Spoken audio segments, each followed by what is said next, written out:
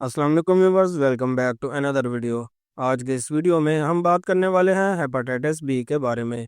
हमारी यह वीडियो दो पार्ट्स पर मुश्तमिल होने वाली है, जिसके पहले पार्ट में हम आपको हेपेटाइटिस बी की बेसिक इंफॉर्मेशन और इसके सिम्टम्स के बारे में बताएंगे, जबकि इसके दूसरे पार्ट में हम इसके ट्रीटमेंट से रिलेटेड इंफॉर्मेशन प्रोवाइड करेंगे। वीडियो स्टार्ट करने से पहले जो दोस्त चैनल पर नए हैं वो चैनल को लाजमी सब्सक्राइब कर ले, ताकि इसी तरह की मजीद इंफॉर्मेटिव वीडियोस आप तक पहुंच सके। हेपेटाइटिस बी आजकल बहुत आम होता जा रहा है। ये एक ऐसी बीमारी है जो हेपेटाइटिस बी वायरस की वजह से होती है। ये हमारे जिगर में इन्फ्लेमेशन क्रिएट करती है, जिसकी वजह से जिगर में मुख्तलिफ मसाइल पैदा हो जाते हैं, जैसे कि जिगर के अराउंड फैट यानी चर्बी का बढ़ना।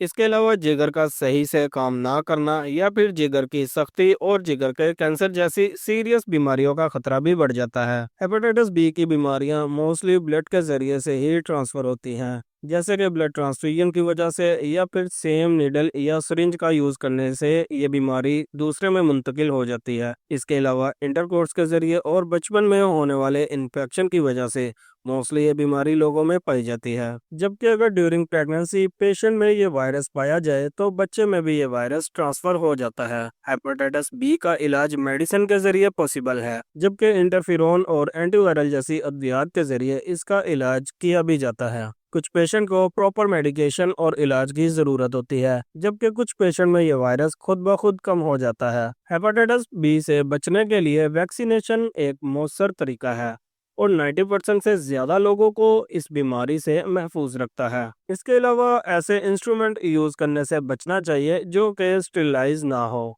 क्योंकि अनहाइजेनिक इंस्ट्रूमेंट यूज करने से और सिरिंज या नीडल शेयर करने से भी आपको हेपेटाइटिस बी होने के चांसेस मैक्सिमम इंक्रीज हो जाते हैं। अब बात करते हैं टाइप्स ऑफ हेपेटाइटिस बी के बारे में। जैसे कि पहले नंबर पर आती है एक्टिव हेपेटाइटिस बी। इस कंडीशन में वायरस बहुत तेजी से पेशेंट की बॉडी में फैल जाता है और जिस्म में इसके असरात ज्यादा फील होने लगते हैं। इसकी अलामात में बुखार, थकावट, पेट में दर्द और सोजन वगैरह शामिल हैं। जबकि इसकी एक दूसरी कंडीशन क्रोनिक हेपेटाइटिस बी है। ये एक लॉन्ग टर्म चलने वाली कंडीशन है। इस कंडीशन में वायरस जिगर के खुलियात में रहता है। कुछ लोगों में ये कोई वाजिया अलामात पैदा नहीं करता, जबकि कुछ लोगों में ये जिगर की शदीद बीमारी की वजह भी बन सकता है। इसी तरह एक तीसरी कंडीशन हेपेटाइटिस बी की एक्टिवेशन है। ये वो कंडीशन है जिसमें क्रोनिक हेपेटाइटिस बी में मौजूद वायरस अचानक से अपनी वर्किंग तेज कर देता है। इसके सिम्टम्स में भी थकावट, जिगर की सोजन और पेट में दर्द होना शामिल है